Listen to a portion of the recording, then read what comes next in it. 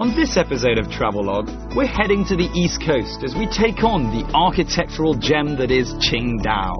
There'll be plenty of time for claustrophobia as we enter an underground German war bunker before heading overground to the opulent former residence of the German governor.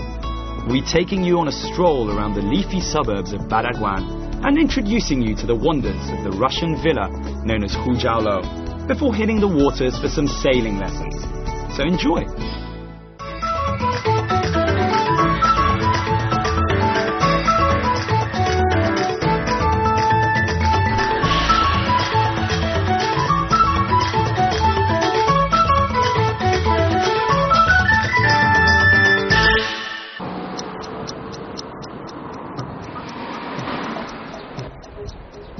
Hi, I'm Mark Edwards and welcome to Travelogue.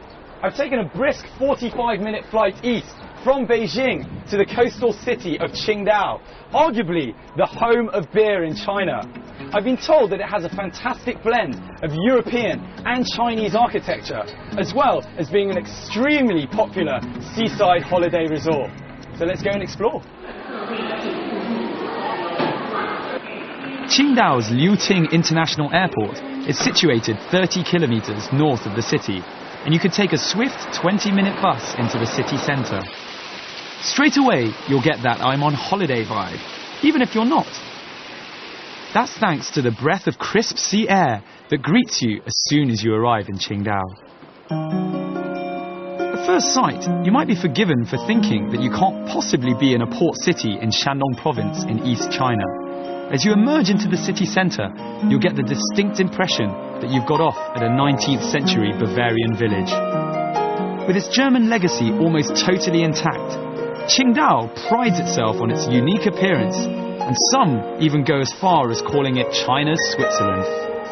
That might be a little too much, but its marriage of Chinese and European architecture, allied to its proximity to the sea and its many beaches, make Qingdao a perfect holiday getaway. 哪个地址有英文的有吗？有。这个是英文的。啊，英文的。对，你用英文的吗？啊，是。这个就是。啊。中英文。是吗？还有什么东西在里面？什么都有。都有，每个好的地方是吧？啊，都有，所有的地方都有。哦，我拿一个，多少钱一个 ？8。啊。你会说英语吗？啊，这个都是8。我买一个。Thank you very much. Bye bye. Bye bye. There's an absolute plethora of activities to enjoy here, and you'll feel the weight of history everywhere you go. In the late 19th century, the might of international politics thrust what was, at the time, a small scenic fishing village into the limelight on the world stage. The assassination of 2 German missionaries that year was used as a pretext by the German Kaiser Wilhelm II to force the Qing government to lease Qingdao to Germany for 99 years. The lease came into effect in 1898, and this small coastal village was set on the path to becoming the 4th largest seaport in China. It's a great place for strolling. The city's green credentials are further reinforced by its many parks, and the Qingdaoshan Gongyuan is especially worth visiting because of the added attraction of its underground fort. It's a vast network of underground fortifications that the Germans themselves destroyed in 1914. All that's left today is the underground command post. Okay. So we're just about to enter the underground lair for German troops, or the underground command post that was built in 1899, and it looks quite scary. Well,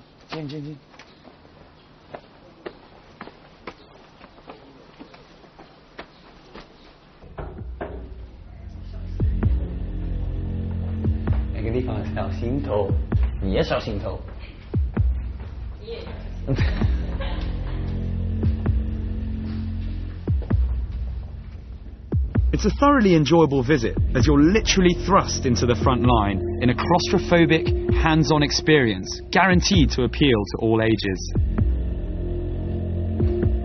The atmosphere is palpably scary, especially if you've come on a day with few other visitors. Dark, dank, and I'd venture to say an ideal setting for a low-budget horror movie. Whether you're coming to read about the history, feel the history, or relive it, you won't be disappointed. You can take a look around the old living quarters, the canteen, the boiler room, and the many escape hatches and secret tunnels, all buried 3 stories underground. So I'm heading up to the watchtower, which is where the German army would have given out their instructions. There's a reinforced steel parapet and turret that revolves, and it's got 20 centimetres of reinforced steel in case it came under heavy fire, and hopefully there won't be any of that today.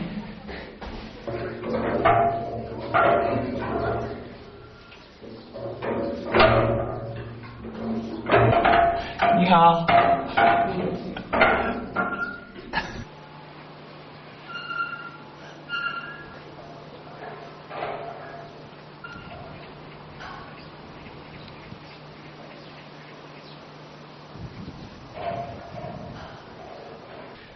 Luckily, no heavy gunfire, just a nice little girl. Can you see her? It's all well and good getting hands-on and reliving the lives of early 20th century German soldiers, but it's time for a bit more history. So, finished our tour of the underground lair, and it really was very impressive to see how much money and resources the Germans put into building that place. And it makes sense because of its geographical location. It's a lot colder in there.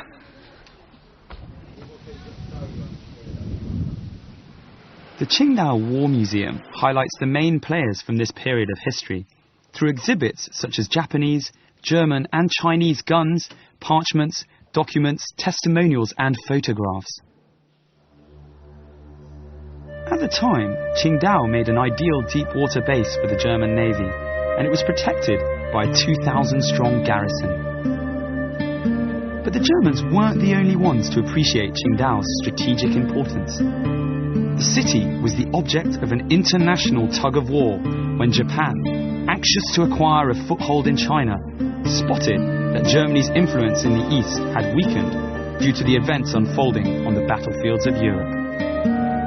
What then ensued is commonly referred to as the Siege of Qingdao, the only major land battle in East Asia during the First World War.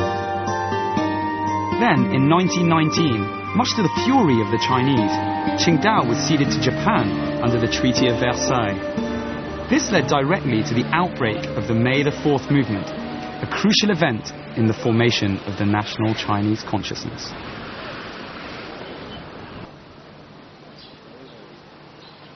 The German occupation, though relatively brief, has created something of a tourist haven. During the early 20th century, the city was split into European, Chinese and business quarters, and to this day, strolling the streets of the European concession is a real eye-opener. On the south slope of the Signal Hill, we chance upon a massive German villa. The magnificently built mansion was the former residence of the German governor. The entire estate covers 26,000 square meters, and it's undoubtedly one of the most impressive structures in the city, akin to a huge castle-like palace with spiral staircases, Tudor-style beams, vaulted ceilings and stucco balconies.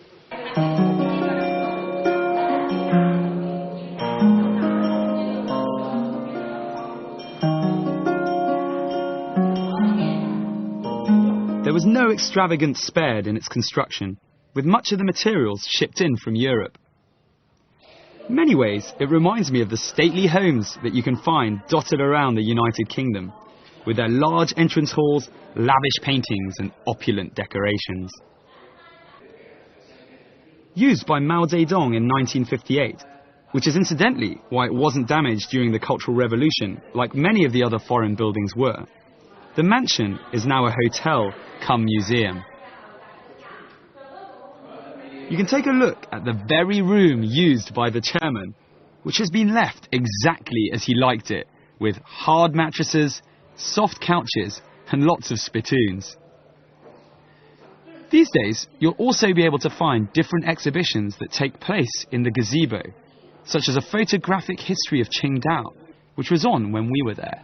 So, picture this. It's the turn of the 20th century and you're the recently appointed governor of Qingdao, all the way from Germany. You also have a bottomless expense account. What do? Well, you build an extravagant house, like the governor did. Unfortunately for him, the bill went straight to the Kaiser Wilhelm II of almost 2.5 million tiles of silver. The governor was promptly sent back to Germany and sacked, but we get to see the remains.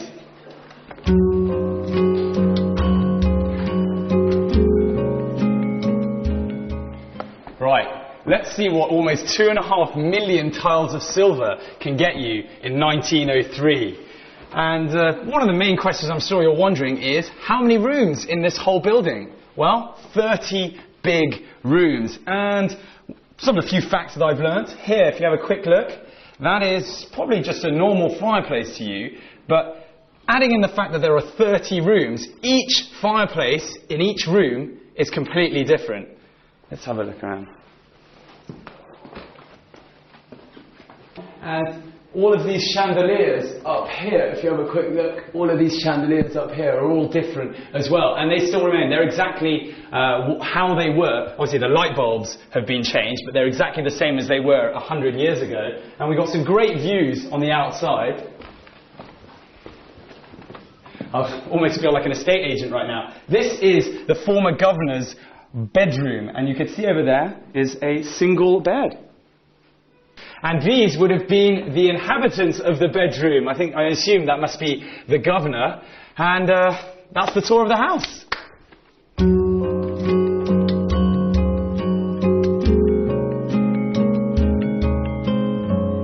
Each of the different rooms has a distinct style. But all in all, the moral of the story when it comes to this fantastic tourist spot is that expense accounts are never bottomless. But the governor really should be commended for his vision that lost him his job. As if the Ying Bingwan, as it's known in Chinese, doesn't have it all, you just need to walk outside a few yards and you'll be greeted by breathtaking views from the hilltop.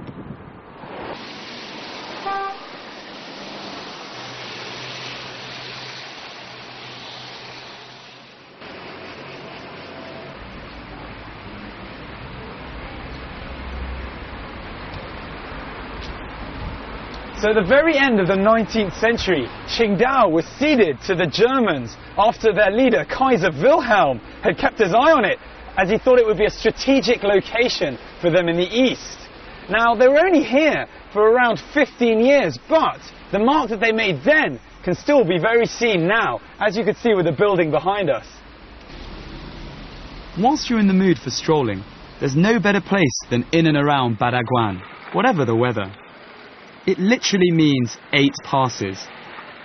Famous for its tree-lined streets, gardens and European architecture, it lies in the east of Qingdao, with the Taiping Mountain on the one side and the Yellow Sea on the other, right by the No. 2 beach in fact.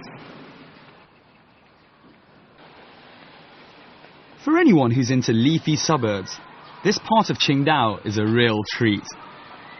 Each street is lined with a single type of tree or flower, which is how the locals recognise which street they're on. In fact, the proud locals often say that anyone who comes to Badaguan will never lose their way because the flowers and trees are the best possible guides.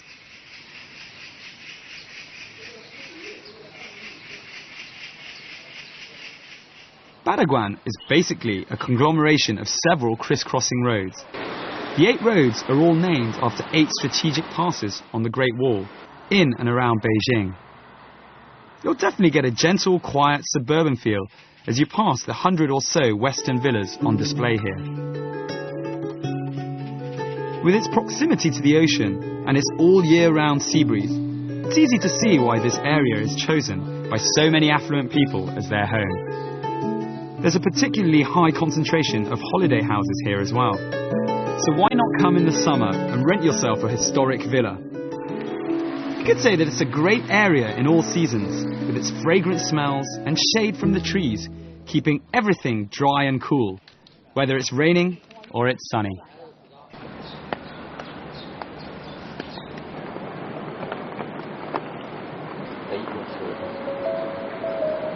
Next to the 8 passes and slightly east of the beach, you'll find a giant outcrop of rock with a Russian-style villa built on top. Due to the type of stone used to build the villa, the locals have given it the nickname Hua Shilou, which means colourful rock building. It's a 5-storey structure of stone and marble, with a large turret at the top to add to the Gothic feel. Originally the home of a Russian aristocrat, this top-class piece of real estate, dating from 1932, combines an interesting mix of Greek, Roman and Gothic influences. There's also the added fact that the inside is filled with Chinese furniture, within rooms that are distinctly European. It's not too pleasant out there, but I've got a feeling I'll be able to have a better view of Qingdao from above.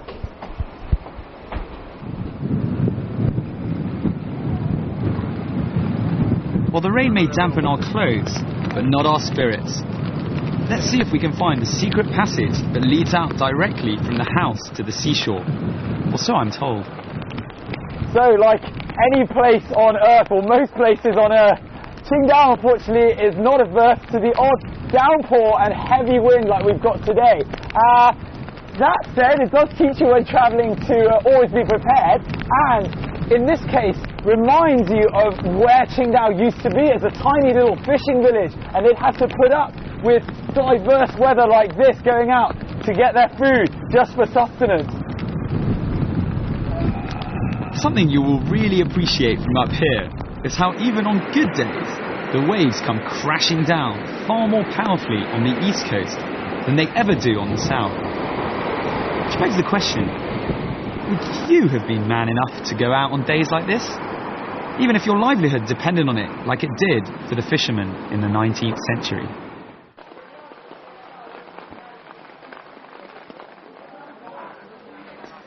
But it's not all about hanging out by the beach when you're in Qingdao. There's so much fun to be had taking in the culture of this fascinating city. For example, you can make your way over to the restored Tianhe Temple. It's a 20-minute walk eastward from Badaguan and is dedicated to the heavenly queen Tianhe. Actually, the temple also moonlights as the Qingdao Folk Museum.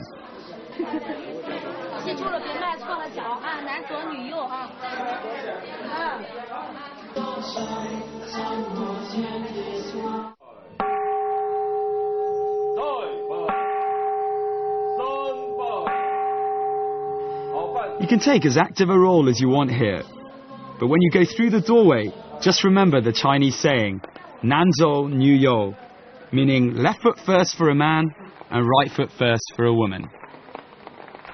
So Tianhe Temple was built over 500 years ago, which means that it actually predates Qingdao city itself, and a lot of the cultural relics are still available for you to see here. I've managed to find myself a relatively dry spot as it's just started raining, but I don't really feel like I'm absorbing any of the culture, so I'm going to see if I can make a break for it into the main temple area.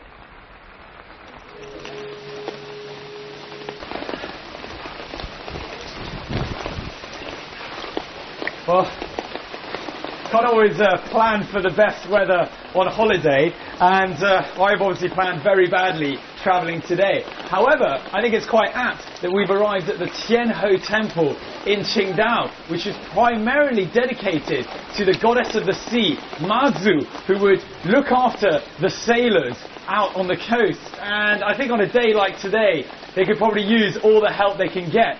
There are other gods here in the temple that I used to worship, but this is the main one. Mazu is worshipped widely in the southeast coastal areas of China and across Southeast Asia, where seafaring traditions are strong. The real-life Mazu, so the story goes, was a lady named Lin Monyang, who was born in the year 960 on Meizhou Island off the coast of Fujian province. Mazu is usually depicted together with two guardian generals, known as the Thousand Miles Eye and With the Wind Ear. They're said to have been two demons who Mazu subdued and turned into loyal guardians and friends. According to popular legend, Mazu was taught the mysteries of the Tao by a priest and subsequently began a lifetime of selfless charity, guiding ships into harbour and saving sailors from drowning. Mazu aside, this particular temple is multi-denominational, as other gods are worshipped here. Among them, the Dragon King and the God of Wealth.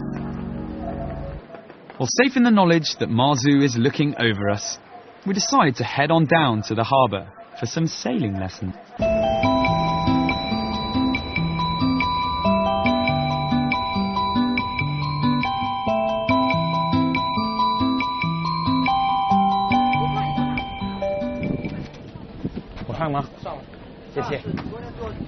My first sailing lesson. Woohoo!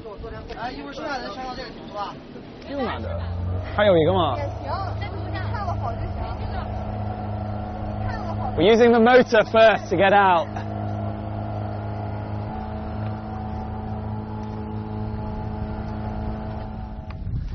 The trick is just to try and keep your balance. At the moment, I'm managing well, so step one of sailing, done. Don't fall into the water.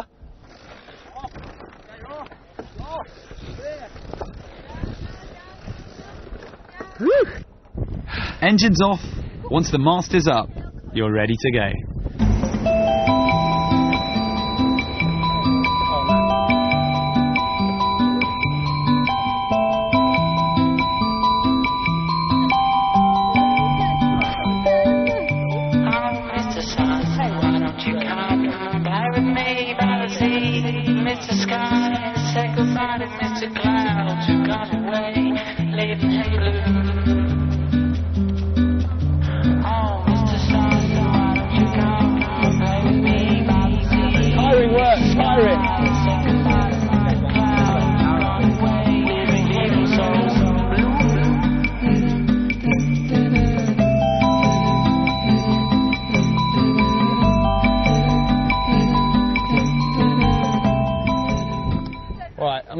Not exactly a professional yet, but just being given my first lesson. It's very exciting. Hopefully at some point they might even let me, I don't even know how to say that, use the rudder, be the captain for a second. But at the moment, just enjoying it with my teacher here. Don't worry if you don't know how to sail, never been on a boat, or never even seen the sea. The teachers are all extremely professional, and more importantly in my case, extremely patient. In fact, there are people ready to help, whatever level of sailor you see yourself as. So we've taken a quick breather as the wind's pretty much died out, but I've been really impressed by the sheer enthusiasm of the crew trying to teach me, pretty rookie on my first day, first lesson ever. However, really have been impressed and surprised by the sheer number of Chinese people out on the seas learning to sail. So who knows, maybe the next Olympic champion could come from Qingdao itself.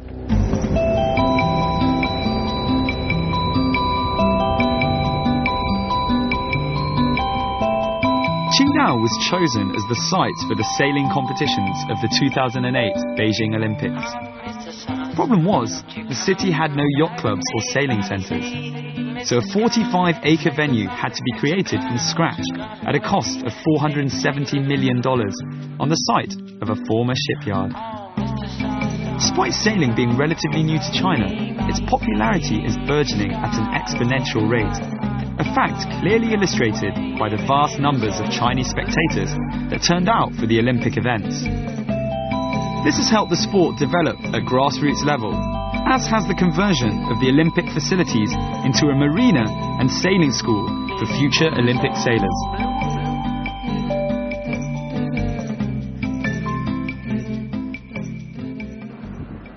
Right, enough time on the water for one day. Let's go and get a bird's eye view of the city. The Qingdao TV Tower is a 232-metre tall transmission tower situated on the top of the Taiping Hill in Julin Park. Built in 1994, the glass observation deck is perfect for some quiet contemplation. If you're feeling a little peckish, head to the revolving restaurant so you can fill up those grumbly stomachs whilst Qingdao revolves around you. And finally, make your way up to the wind-lashed outdoor sightseeing platform on top. Just in case you get quizzed about this place, you should know that it's the third highest steel tower in the world, after the Eiffel Tower in France and the Tokyo Tower in Japan. Perfect place to take a break for now and just enjoy the view. Well, they say a picture's worth 1,000 words, and what a sight to behold. It's a 360-degree view of Qingdao in all of its splendor. And we're lucky enough that today is a gloriously sunny day, which has gone a little bit far enough to make me feel okay about the fact that unfortunately that's all the time we've got left for today. Really hope you've enjoyed this part of the trip around Qingdao. You've learnt a bit of culture and had a bit of fun. I'm Mark Edwards, and I'll catch you very soon on another episode of Travelogue.